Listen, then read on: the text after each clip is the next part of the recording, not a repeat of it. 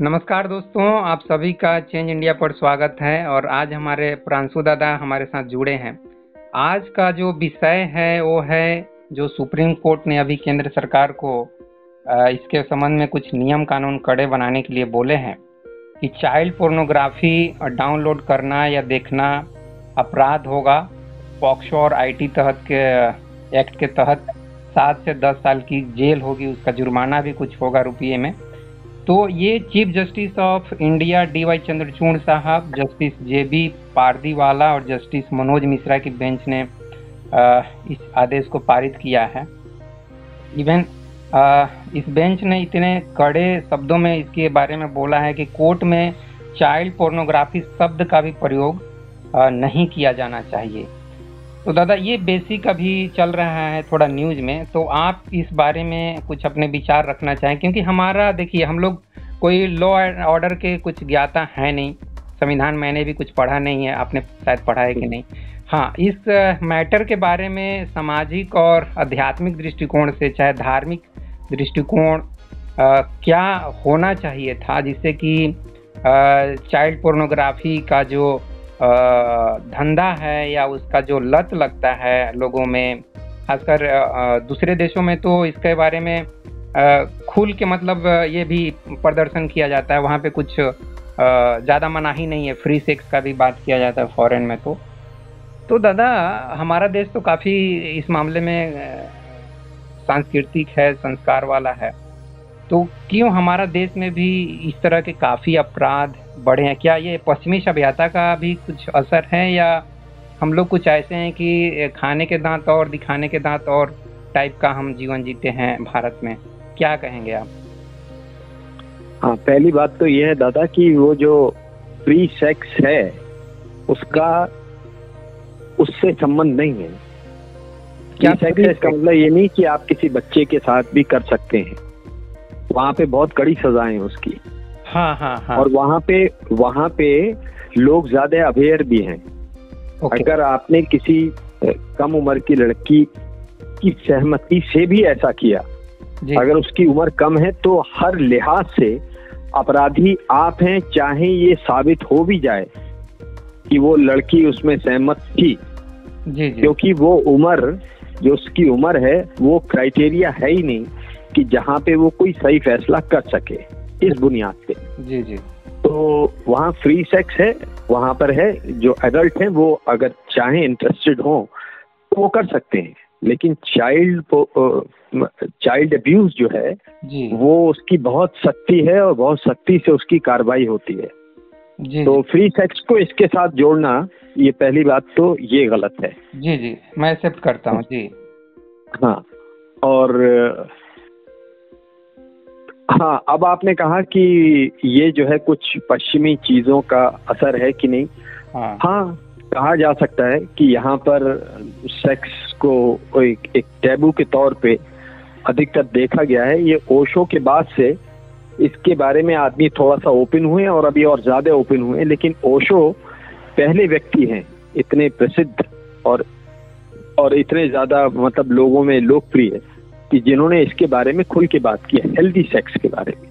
जी। तो ये विकृति की वजह से ही ऐसा हो सकता है, यानी कि यहाँ पे जो लोग इस तरह के कामों में इंटरेस्टेड हों या कर रहे हों, ये डेफिनेटली एक नॉर्मल आदमी की निशानी नहीं हो सकती। जी। ये कहीं ना कहीं मानसिक तौर पे विकृत लोग हैं जो ऐसे कामों को अंजाम देते हैं या उसमें इंटरेस्ट रखते हैं, या इस तरह की उनकी कोई फैंटेसीज हैं।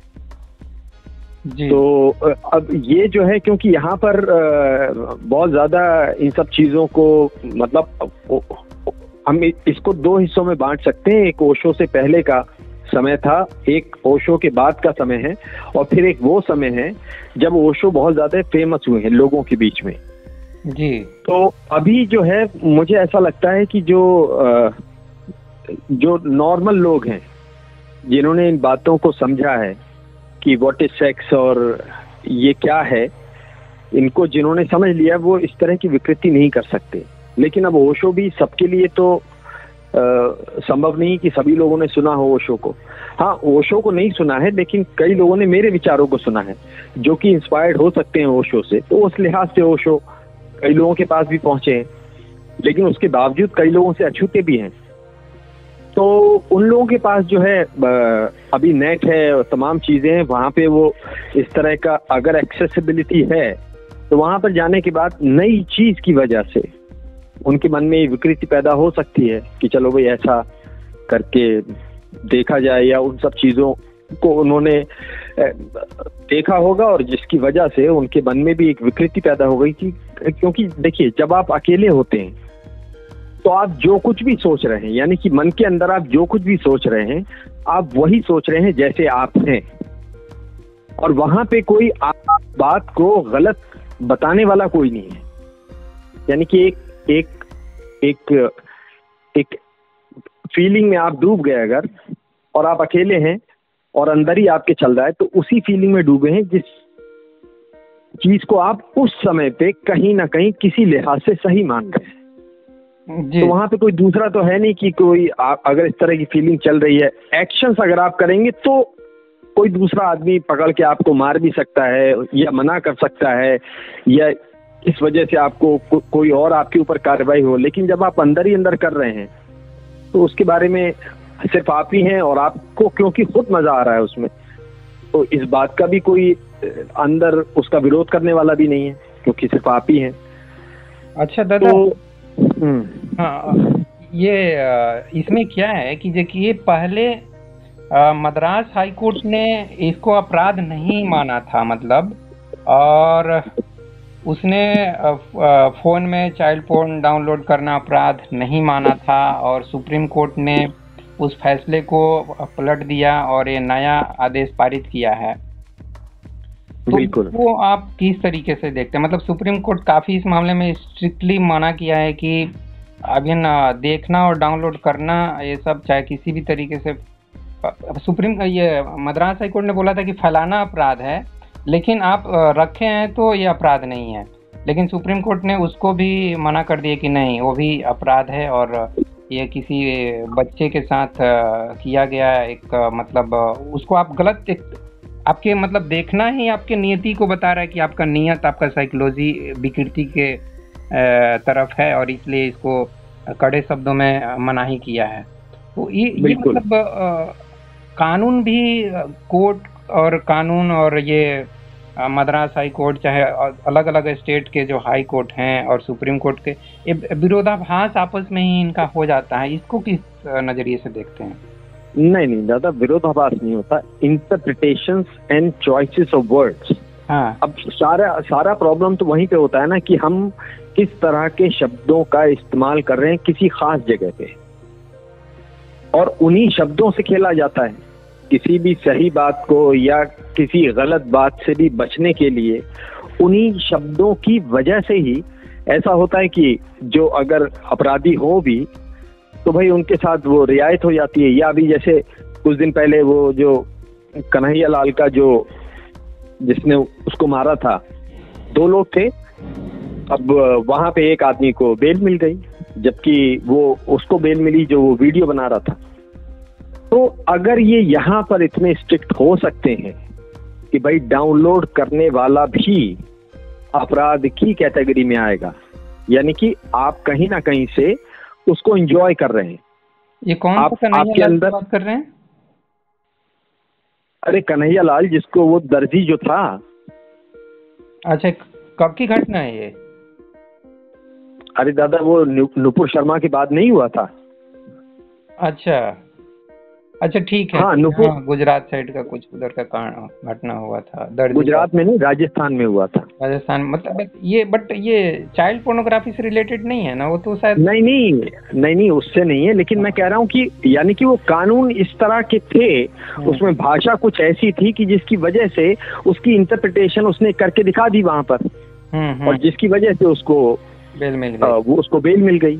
जबकि इतनी मतलब ऐसी बुरी हत्या, मतलब इन लोगों को तो छोड़ने का दिमाग में कैसे आया कि जब वो मालूम है कि साथ साथ वो दोनों उसमें इन्वॉल्व हैं और एक को बेल दे दी गई।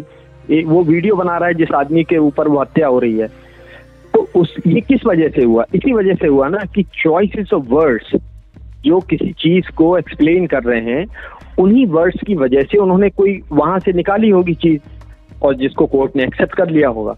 जी, तो इसीलिए शब्दों के साथ खेल लिए लोग, और हाँ, इसीलिए जो है सुप्रीम कोर्ट ने उन चॉइसेस ऑफ वर्ड्स के लिए उसको ये किया होगा, मतलब उसको कंडेम किया या उसको रिजेक्ट किया। इसमें विरोधाभास की बात नहीं है। हो सकता है उसका इंटेंशन वही हो, लेकिन उन इंटेंशंस को एक्सप्लेन करने के लिए जो उसने वर्ड्स का इस्तेमाल किया, उससे सुप्रीम कोर्ट को लगा कि इससे तो आप खिलवाड़ हो सकता है। जबकि सुप्रीम कोर्ट के मन में या हाई कोर्ट के मन में ऐसा ही होगा कि ये चीज एकदम नहीं होनी चाहिए। जी जी जी जी, क्योंकि तो इस वजह से मद्रास हाई कोर्ट ने भी बोला है कि मतलब इस बारे में यंग जनरेशन हो चाहे कोई भी हो, उसको एजुकेट करना जरूरी है, ना कि सिंपली रूल रेगुलेशन बनाना काफी है। ये भी उसके साथ में जोड़ना जरूरी होगा। जी बोलिए। क्या बोला? मतलब एजुकेट कीजिए लोगों को, बच्चों को इसके बारे में एजुकेट कीजिए। मद्रास हाई कोर्ट चाहती थी कि एजुकेट कीजिए, बिना एजुकेट किए सिर्फ रूल बनाने से नहीं फर्क पड़ने वाला है, ये कहने का मतलब।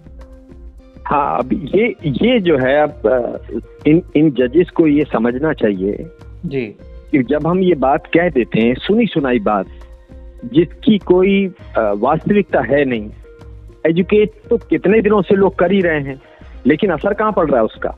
लोगों को असर तभी पड़ता है जब किसी चीज को करने के पीछे एक सजा का प्राविधान हो और उस सजा को पूरा किया जाए ईमानदारी से, तो लोगों के ऊपर असर पड़ता है। ऐसे बोलने से अगर काम हो गया होता, इतने डिफरेंट तरह के लोग हैं और ये लोग ऐसे बोल देते हैं एजुकेट करो। यहाँ पर आदमी इतनी ज्यादा परेशानियों में है, ऐसा माना जाता है कि भाई बहुत बड़ी संख्या में लोग पैसे के मोहताज हैं, यानी कि अपनी जो जरूरतें हैं वो भी पूरी नहीं कर सकते। उनको आप एजुकेट करेंगे कि चोरी मत करो, बेईमानी मत करो और ये मत करो, तो ये एकदम बेस से पैर की बात करते हैं। एजुकेट करिए। एजुकेशन भाई किसके लिए एजुकेशन? जो एक थोड़ा कम से कम इस स्थिति में हो तो हो कि वो जो है वो सुनने वाली स्थिति में तो हो, यानी कि उसका पेट तो भरा हो। हाँ, तब तो वो सुनेगा। जी जी जी, उसकी ऐसे बोल दिया एजुकेट करो, नहीं। हाँ जी, कुछ चीजें ऐसी होती हैं जो एकदम आपको सख्ती से बोलनी पड़ती है, इससे फर्क नहीं पड़ता। एजुकेशन उनको उस कानून के साथ ही मिल जाएगी। अगर उसका आपने कानून बना दिया तो उसके साथ ही वो एजुकेट हो जाएंगे। लेकिन आप बोल रहे हैं कि नहीं, कानून नहीं बनाएंगे एजुकेट करेंगे। क्या बेस से पैर की बात करिए?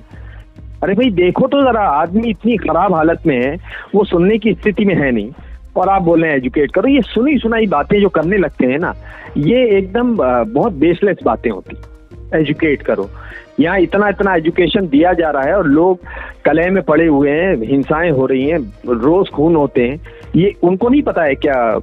उनको नहीं ये बताया गया कभी कि भाई खून नहीं करना है, हिंसा नहीं करनी है, झूठ नहीं बोलना है, पर उससे फर्क क्या पड़ता है?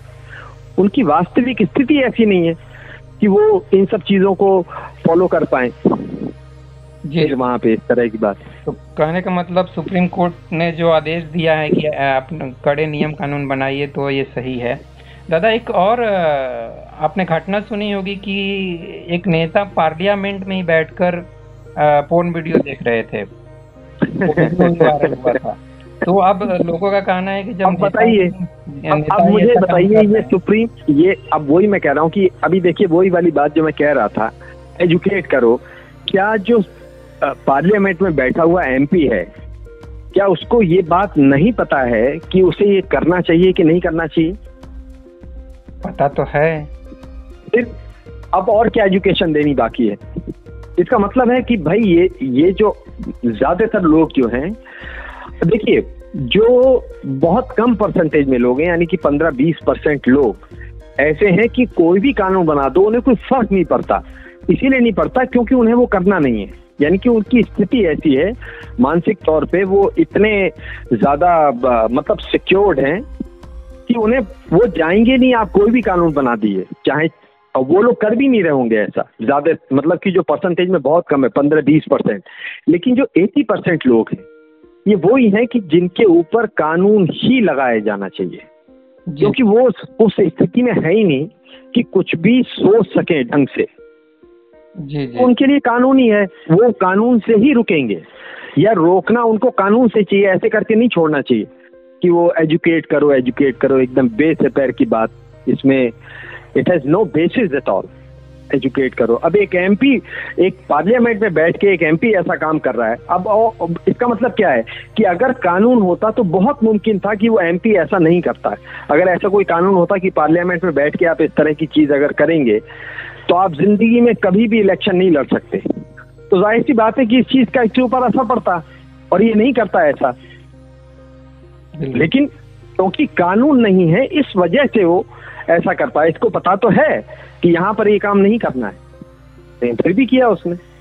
अब क्या और क्या, एक एमपी को अगर आप एजुकेट नहीं कर पा रहे हैं या उसको वो उस एजुकेशन का उसके ऊपर कोई असर नहीं पड़ रहा, तो आम आदमी से जो बहुत बुरी हालत में है उनसे क्या आप उम्मीद करते हैं कि वो आपकी बात सुनेंगे?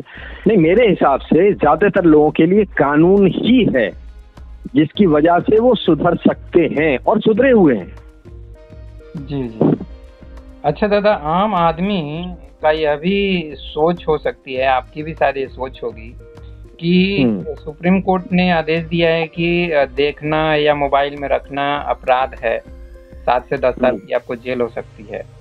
तो लोग, चाहे आप या मैं कोई भी ये कहेगा कि जब लोगों की इतनी चिंता है, बच्चों की इतनी चिंता है, तो क्यों नहीं ऐसे सभी पोर्न वेबसाइट को ही बैन कर दिया जाए, उसको हटा दिया जाए, ऐसा नियम कानून बना के। बिल्कुल होना चाहिए, रहेगा बांस ना बजेगी बांसुरी। हाँ बिल्कुल बिल्कुल ऐसा करना चाहिए। अगर ये लोग सीरियस हैं इस मामले में, तो अगर ऐसा कोई सिस्टम है कि उसको किया जा सकता हो, मुझे लगता है कि किया जा सकता होगा, क्योंकि बहुत से चैनल बैन हो जाते हैं।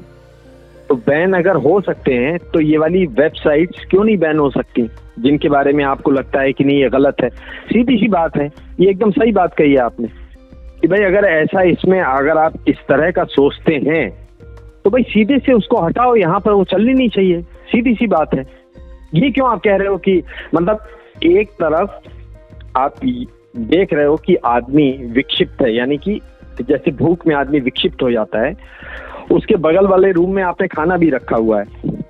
अब आप कह रहे हैं कि अगर तुमने खाना खाया तो हम तुमको सजा देंगे जी। तो बेहतर है कि भाई खाना ही हटा दो वहां से। जी जी जी, वही ये क्यों उसको दोनों चीजें कर रहे हो कि ये गलत भी है और फिर भी वो चल रही है? जस्ट लाइक दारू मतलब पीना अपराध भी है और दारू का इंतजाम भी कर रहे। नहीं, अपराध कहाँ पर है दारू पीना?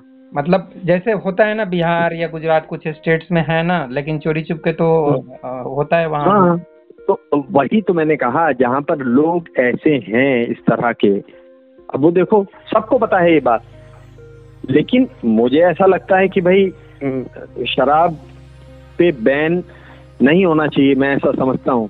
क्योंकि ये जो है हमारी जो बहुत सी, अगर एक आदमी जो बहुत ज्यादा परेशानियों में है, उस आदमी को अगर शराब मिलती है तो कुछ हद तक वो उसकी परेशानियां कम करने में सहायक होती है, वो चाहे किसी भी तरह की हो। तो अगर वो आदमी, हाँ ठीक है, अभी तो शराब अगर वो आदमी परेशानी में है और उसको शराब जैसी चीज कोई अगर नहीं मिलती है तो उसकी परेशानियां बहुत विक्षिप्त हो सकती हैं और उससे दूसरों का बहुत ज्यादा नुकसान भी हो सकता है। इसका सबसे बड़ा उदाहरण आप देखो दुनिया भर में, वो लोग जो शराब नहीं पीते हैं वो जिस तरह से लोगों की हत्याएं करते हैं, उनको देखिए आप कितने विक्षिप्त तरीके से, मतलब कोई शराबी भी ऐसा नहीं कर सकता। इवन अमूमन यही होता है कि शराबी ज्यादातर जो किसी भी नशे में होते हैं असल में वो आपको हत्यारे और इतनी विक्षिप्त तरह की वो नहीं करते हैं, लेकिन ये शराब नहीं पीने का ये एक असर हम देख रहे हैं दुनिया में कि शराब नहीं पीने वाले बहुत बुरी तरह से लोगों को मारते हैं, उसके मतलब इतने विक्षिप्त हैं कि उसके वीडियो तक बनाते हैं और उसको डालते भी हैं। ये शराबी आदमी ऐसा काम अमूमन नहीं करते हैं, मतलब जितनी संख्या में शराब लोग पीते हैं अगर हम देखें उसका रेशियो, तो वो लोग ऐसे काम नहीं करते हैं। अच्छा दादा, ठीक है, आपकी बात को सहमति है मेरी कुछ हद तक, पूरी तरह से नहीं है। तो मैं दादा ये इस कहना मामले चाह में, रहा था कि शराब के मामले में। शराब के मामले में कभी और बात कर लेंगे दादा। जैसे कि चलिए। कुछ बहुत सारे वेबसाइट तो ऐसे हैं ना कि वो क्या डीप फेक और क्या क्या वीपीएन ऐसे हैं जो जिनको चोरी छुप के चलते हैं, उनको कैच करना मुश्किल होता है। हाँ, राइट राइट राइट तो राइट। मेरा ये सवाल था कि हम्म। ऐसा कुछ बताइए, ऐसा कुछ हम लोग कुछ निष्कर्ष निकाले, कुछ ऐसा मेथड निकाले जिससे कि हमारे अंदर जो उस टाइप की विकृति है, हमारे साइकोलॉजी में जो उस तरह का डिस्क्रिपेंसी बोलेंगे या क्या बोलेंगे, मतलब कुछ खामी है, उस खामी को ही हम ह्यूमन साइकोलॉजी से निकाल दें। मतलब मैं थोड़ा स्पिरिचुअलिटी की तरफ आपको लेके जाना चाह रहा हूँ कि क्या है पॉसिबल है। जैसे कि गौतम बुद्ध के अंदर कुछ चेंज हो जाता है, कबीर दास के अंदर कुछ ऐसा चेंज हो जाता है, तो वैसा कुछ हो जाए हर एक व्यक्ति के अंदर कि वो किसी के साथ इस तरह का नाजायज या गलत हरकत ना करे, उसके अंदर ऐसी कुछ अवेयरनेस क्रिएट हो जाए, उसके तरफ कुछ आप बताइए जी। हाँ दादा, वो तो हो सकता है और हुआ है सब लोगों के ऊपर, ये तो सही बात है। लेकिन बात यही है कि आदमी नॉर्मल बना रहे, ये सबसे बड़ी बात। मैं उसी को बड़ी बात मानता हूँ। उस नॉर्मलसी में वो जो काम, अब जैसे कि मान लीजिए कि आप जो बताना चाह रहे हैं वो ये सबके बारे में जब ऐसा बोलते हैं कि सबको ही स्पिरिचुअलिटी में थोड़ा सा हिस्सा लें वो सब लोग और उसमें आगे बढ़ें, तो मैं इस बात को, एक तो इसको किसी भी लिहाज से सही नहीं मानता। क्योंकि एक आदमी का अगर मन नहीं है और फिर भी हम उसको सुधारने के लिए ऐसा करते हैं, तो ये हमारी कोशिश उसको विक्षिप्त भी कर सकती है। यानी कि उसका मन नहीं है और हम उसे समझा रहे हैं कि भाई इससे फायदा है, करो, इससे तुम बढ़िया इंसान बनोगे। अब बढ़िया इंसान बनाने के चक्कर में हम उसको विक्षिप्त भी कर सकते हैं। तो एक तो मैं टोटलिटी में जब ये बात आती है तो मैं इस बात को एक तो इस लिहाज से मतलब सही नहीं मानता, क्योंकि लोगों के नेचर अलग अलग हैं। आप सचिन से अगर आप उस समय बोलते कि नहीं साहब आप ध्यान करिए, तो भाई एक क्रिकेटर को भी हम मारते और ध्यान ही तो कभी पैदा कर नहीं सकते थे उससे, क्योंकि उसका इंटरेस्ट ही नहीं है। ठीक है दादा, मेरा कहने का मतलब प्रयास तो किया जा सकता है ना, बिकॉज हम एक 15 साल या 10 साल के बच्चे से मतलब उसके साथ हम एक्सपेरिमेंट तो कर सकते हैं। हमको मालूम नहीं है कि ये बच्चा आगे चल के गौतम बुद्ध बनेगा या आइंस्टीन बनेगा या सचिन बनेगा, लेकिन सभी बच्चे अंदर से अगर शांत हो, अंदर से थोड़ा सेंसिबल समझदार हो, थोड़ा मैच्योरिटी उनके अंदर हो कि क्या करना सही है क्या करना गलत, उसके अंदर से आना चाहिए कि नहीं दूसरे को दुख देना, मेरे साथ वैसा कोई व्यवहार करे तो मुझे बुरा लगेगा तो उसको भी बुरा लगेगा, उसके अंदर से ऐसा कुछ फीलिंग है, तो उसमें स्पिरिचुअलिटी ही, अध्यात्म ही काम करेगा। धर्म तो उतना काम नहीं करेगा, क्योंकि धर्म क्या है, बस सिद्धांत है, मुंह से बोल दिया, सामने वाला सुन लिया, एक कान से सुना दूसरे कान से निकाल दिया। लेकिन अध्यात्म जो कि आत्मा की अनुभव करने की बात करता है, ध्यान के थ्रू अपने अंदर जाने की बात करता है, तो उसके थ्रू उसके अंदर नेचुरली एक चेंज आएगा। तो मैं ये नहीं कहता कि आप सचिन को गौतम बुद्ध बनाने का कोशिश कीजिए या कबीर दास बनाने की कोशिश, लेकिन हर एक व्यक्ति अंदर से थोड़ा शांत हो तो उसके अंदर से नेचुरली एक समझ पैदा होती है, एक विजडम पैदा होता है, एक विवेक पैदा होता है कि मुझे एक दूसरे के साथ कैसा व्यवहार करना चाहिए। मैं ये नहीं बोल रहा हूँ कि सीधे वो गुरु बन जाए और आचार्य प्रशांत के जैसा या किसी और आज के बाबा गुरु के जैसा प्रवचन देना शुरू करे, मैं वो भी नहीं कह रहा हूँ। तो प्रयास करने में कोई दिक्कत नहीं है, मैं ये जरूर कहूंगा। आप क्या कहेंगे, मेरे बातों से सहमत नहीं है आप? हाँ, मतलब मैं एक ही one size can not fit all. Yes yes, यानी कि एक कोई कपड़ा मैंने बना दिया और मैं सोच रहा हूँ कि सबके ऊपर फिट बैठ जाए, तो वो होगा नहीं। मैं सहमत हूँ बात, लेकिन थोड़ा तो प्रयास तो किया जा सकता है ना, क्योंकि उस प्रयास से ही अल्टीमेट गुड रिजल्ट मिलेगा जो पूरी मानवता के लिए अच्छा होगा। अरे 100% नहीं तो मैं कहता हूँ 50% भी रिजल्ट मिले तो अच्छा है ना, मैं ये बोलना चाह रहा हूँ। तो इसमें दादा एक बात, जब गौतम बुद्ध को एक कहानी आती है गौतम बुद्ध से संबंधित, उसको अगर आप समझेंगे तो फिर मैं क्या कहना चाहता हूँ वो भी समझ जाएंगे। जी जी। तो गौतम बुद्ध जब खामोश हो गए 7 दिन के लिए, तो ये कहानी आती है कि भाई ब्रह्मा खुद आए उनके पास कि भाई कुछ बोलो।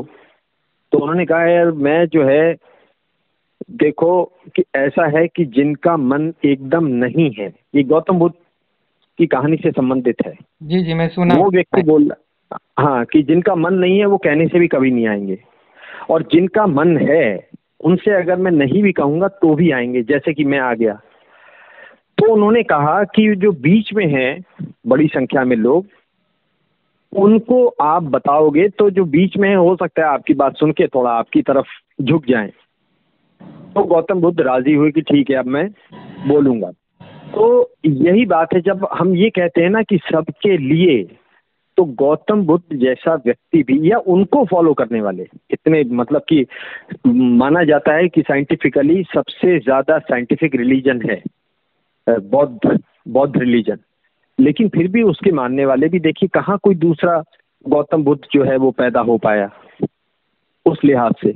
यानी कि गौतम बुद्ध के अंदर ये जो प्यास हुई, इस प्यास पे आपका कोई कंट्रोल नहीं है। यानी कि मेरे अंदर अगर वो ध्यान है, उसकी चीज है, अगर वो उसकी मात्रा अगर बढ़िया है तो मुझे कोई मतलब, मैं वो ही राह चुनूंगा। और अगर नहीं है और कोई मुझसे कहेगा कि नहीं इससे फायदा होगा तुम्हारा, तुम इस लाइन में आओ ये सोच के, तो मैं एक तरीके से फोर्स ही कर रहा हूँ उसको, और वो उससे थोड़ी बहुत उसको विक्षिप्तता होगी, उसका फायदा हो इसके चांसेस कम है। ध्यान से बढ़िया तो मुझे विवेकानंद की वो बात ज्यादा अच्छी लगती है कि उन्होंने जो है सही लोगों को समझते हुए ये बात कही कि भाई गीता पढ़ने से अच्छा है तुम फुटबॉल का मैच खेलो, क्योंकि ज्यादातर लोग ऐसे हैं जो खेल कूद में ज्यादा इंटरेस्टेड हैं बजाय कि गीता पढ़ने में। बिल्कुल। तो मैं उस बात के साथ ज्यादा सहमत हूँ। बिल्कुल, मैं भी सहमत हूँ, मैं भी इस बात के साथ सहमत हूँ।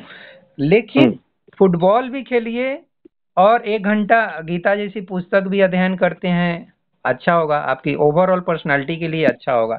इस बात से तो एग्री सभी करेंगे दादा, आप भी एग्री करेंगे, क्या बोलेंगे आप? नहीं दादा, वो जो है ना, देखिए क्या होता है कि हमारे पास क्या है कि कुछ नैतिक शिक्षाएं, मॉरलिटी है, और फिर रिलीजन है, और फिर आता है स्पिरिचुअलिटी। स्पिरिचुअलिटी को अगर हम बताने की कोशिश करेंगे, वो जो है हमारे लिए नुकसानदायक होगी। उससे बेहतर उन लोगों के लिए ये ऑप्शन है कि हम उनको मॉरल टीचिंग दें, ना कि गीता दें पढ़ने को। गीता में क्या है, वो आध्यात्मिकता है, वो मॉरलिटी और इन सब चीजों से ऊपर की बात है। मॉरलिटी उससे नीचे की बात है, धर्म जो है वो और ज्यादा ऊपर की बात है। तो उनके लिहाज से moral teaching is good rather than spirituality, और वो अगर उनका मिजाज होगा तो अपने आप आ जाएंगे। ये इतने इंटरेस्ट की बात है। हाँ। और नहीं तो अगर सुना भी उन्होंने तो वो गलत समझेंगे और फिर उसकी गलत इंटरप्रिटेशन होगी। नहीं, तो उससे बेहतर ये है कि डूज एंड डोंट्स वो उनको बताएं, वो ज्यादा अच्छा है। और खेलने का मन है तो खेलने का उनको अवसर दें, रादर कि उनको हम फोर्स करें कि नहीं आप इसमें आओ, धर्म में आओ या इसमें आओ। ये जो है जावेद अख्तर की एक बात मुझे अच्छी लगती है, उन्होंने कहा है कि वे 18 साल तक कोई रिलीजियस टीचिंग मत दो, और उसके बाद उसे खुद चुनने दो कि वो कौन सा रिलीजन चुनेगा। लेकिन ऐसा मुमकिन नहीं है, तो हम पहले से उनको बोल्ड कर देते हैं खास तरह की शेप में, और इस तरह से हम उनकी पर्सनैलिटी, व्यक्तित्व को मार देते हैं। बिल्कुल। तो दादा कहने का मतलब, मैं ये नहीं कर रहा हूँ, फोर्स करने के लिए मैं नहीं बोल रहा हूँ, मैं ये बोल रहा हूँ कि उनको ये सब चीज हम एक एजुकेट करने के रूप में देते हैं, एजुकेशन पर्पज से देते हैं, उनको बताते हैं भाई अध्यात्म जो है आपके क्या चीज आपके अंदर परिवर्तन करना चाहता है। इस चीज को अगर आप मेडिटेशन करते हो, ध्यान करते हो, आप अपने अंदर जाते हो तो आपके अंदर क्या परिवर्तन आएगा, वो चीज आप करके देख लो। हो सकता है किसी पे 10% ही रिजल्ट आए, किसी पे 15% भी रिजल्ट आ सकता है। तो कहने का मतलब हमको प्रयास करने में कोई हानि तो नहीं है, नुकसान तो कोई नहीं है, फायदा ही होगा, मैं ये बोलना चाह रहा हूँ। मैं जबरदस्ती नहीं कर रहा हूँ, मैं अपने बच्चे के साथ भी कोई जबरदस्ती नहीं किया कि भैया तुमको मेडिटेशन करना ही है, ठीक है। तो मैं जबरदस्ती के भी मैं भी खिलाफ हूँ, लेकिन मेडिटेशन या अध्यात्म ही मतलब इस चीज का मैं समझता हूँ कि सबसे बेस्ट जो सॉल्यूशन है ना यही है। देखिए नियम कानून से लोग खेल लेंगे, आम आदमी भी कम चालाक नहीं है, आम आदमी के अंदर जो पशुता है वो कौन से रूप में निकल जाती है, और उस वो सब घटनाएं हम डेली टीवी पे सुनते रहते हैं, सोशल मीडिया पे सुनते रहते हैं। लेकिन कोई व्यक्ति जो थोड़ा सा उसको हम किशोरावस्था से ही चाहे युवा पीढ़ी के अवस्था में उसको अगर हम इस तरह से ले जाते हैं उस तरफ, तो उसके अंदर निश्चित रूप से एक परिवर्तन आएगा। मतलब मैं परमानेंट सॉल्यूशन की तरफ बात करना चाह रहा हूँ। जो प्रयास गौतम बुद्ध ने किया या जो प्रयास महावीर जी ने किया, उस प्रयास को मैं बोल रहा हूँ कि उस प्रयास को आगे भी बढ़ाना चाहिए, मेरा ये कहने का मतलब है। हाँ, तो वो तो प्रयास, पहली बात तो दूसरे लोग कर ही रहे हैं, लेकिन उनका प्रयास जो है वो असल में वो प्रयास लग सकता है हमको, लेकिन ये निश्चित ही उनकी बहुत ही जबरदस्त प्रयास की वजह से ऐसा हुआ। यानी कि उनके अंदर एक बहुत प्रगाढ़ रुचि पैदा हुई, जिसकी वजह से ऑटोमेटिकली बाकी सारी चीजें हुई। और जहाँ तक सवाल अपने आप को जानने का है, तो उसके और भी तरीके हैं। वो बैठाने के लिए नहीं, मुझे तो लगता है कि आप खेलने दें बच्चों को, और उसके खेलने के बाद आप 10 मिनट बोलें या 15 मिनट बोलें कि भाई लेट जाओ, लेट के थोड़ा सा शवासन करो। जी जी। तो वो भी अपने आप को जानने का वो वहाँ भी माध्यम बन सकता है, लेकिन इस जरिए से अगर करेंगे तो वो ज्यादा बेहतर होगा, बजाय कि उनको रोक के हम बैठाएं और ध्यान करवाएं। नहीं नहीं, आप ये जो आपने अभी बोला ना कि उनको स्पोर्ट्स खिलाते हैं, ठीक है, जो ओशो जैसे कि डायनेमिक मेडिटेशन कराते थे, डांस करना, 10 मिनट डांस करो, फिर डीप ब्रीथिंग और ये सब, मतलब डायनेमिक वे में मैं भी आपके बातों से सहमत हूँ कि उसके साथ वो भी शायद बहुत सारे लोग मेडिटेशन के नाम पे भी इंटरेस्ट नहीं लेंगे।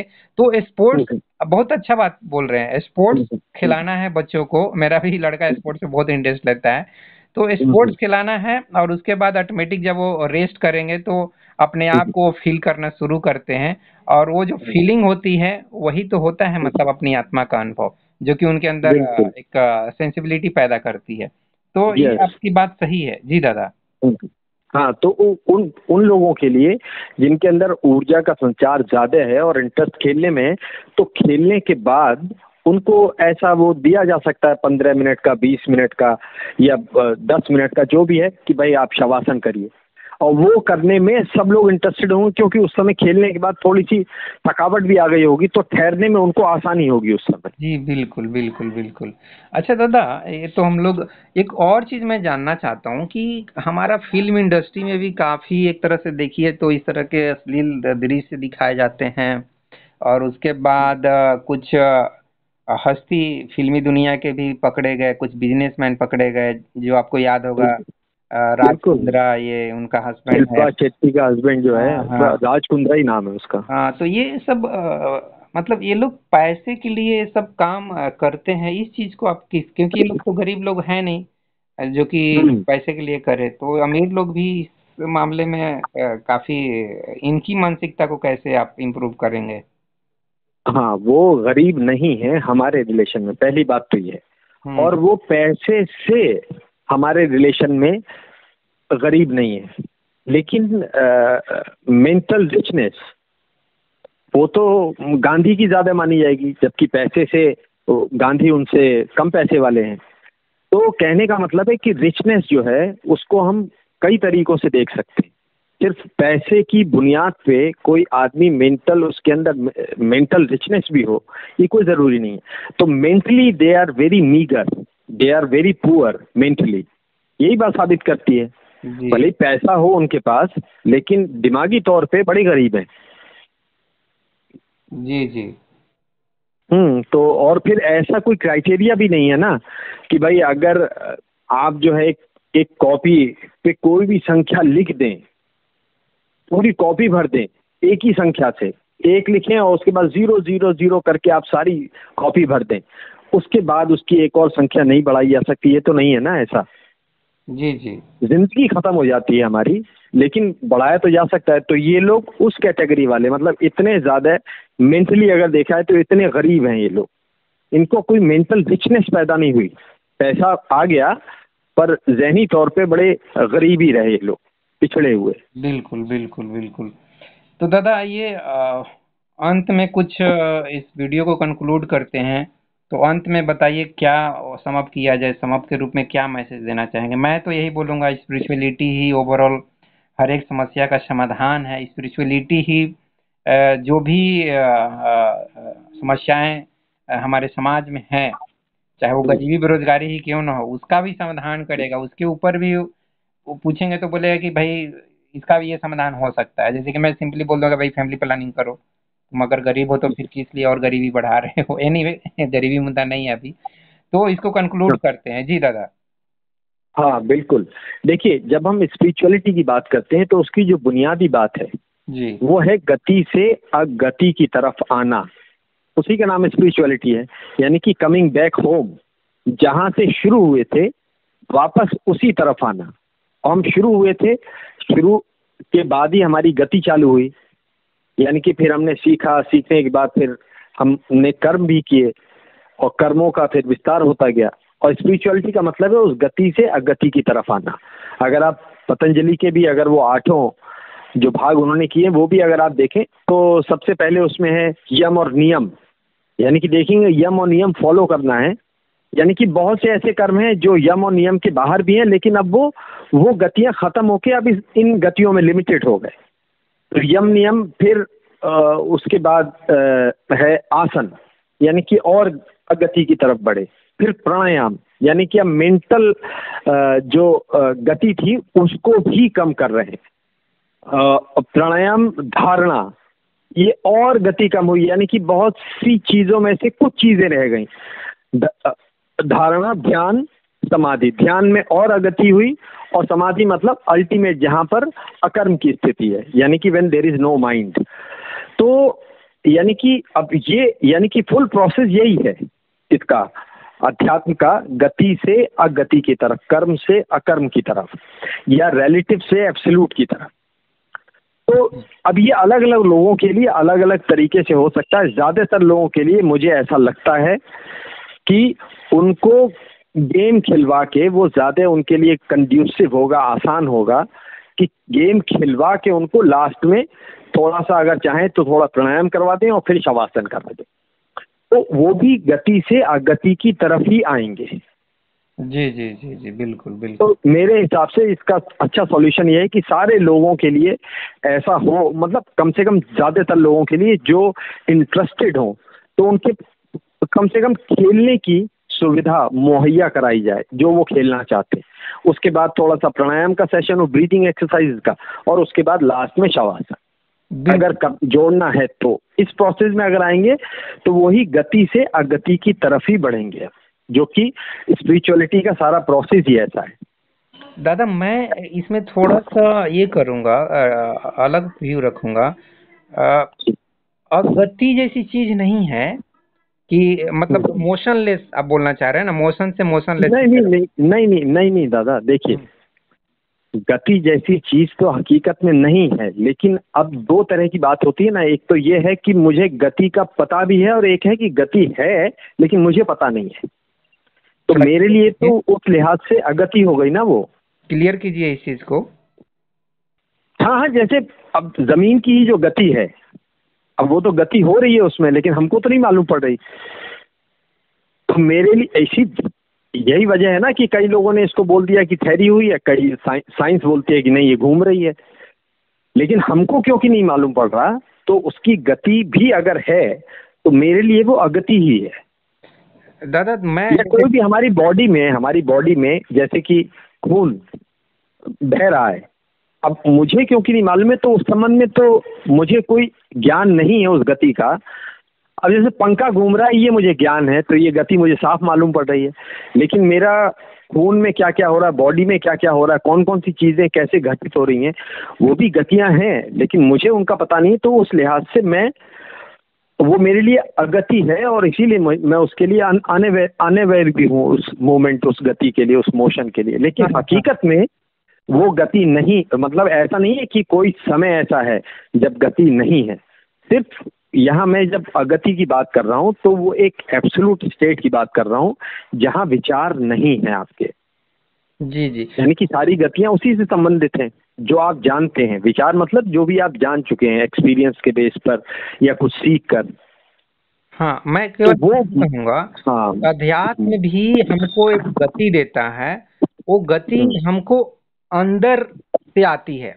एक होती है फिजिकल गति, मतलब बाहर की तरफ गति हो रहा है, पैसा, पावर, ये सब, मतलब दिखावा में ज्यादा इंटरेस्टेड हैं हम, समाज में ये सब कर रहे हैं। पैसा, पावर, प्रेस्टीज, नेम फेम के चक्कर में वो सब जो गति कर रहे हैं, जो एक्शन कर रहे हैं, रिएक्शन कर रहे हैं, वो हो गया वो गति जो हम मन से कर रहे हैं। बहुत दुनिया में 99% उसी तरह के लोग गति कर रहे हैं, उस गति से सभी लोग वाकिफ हैं।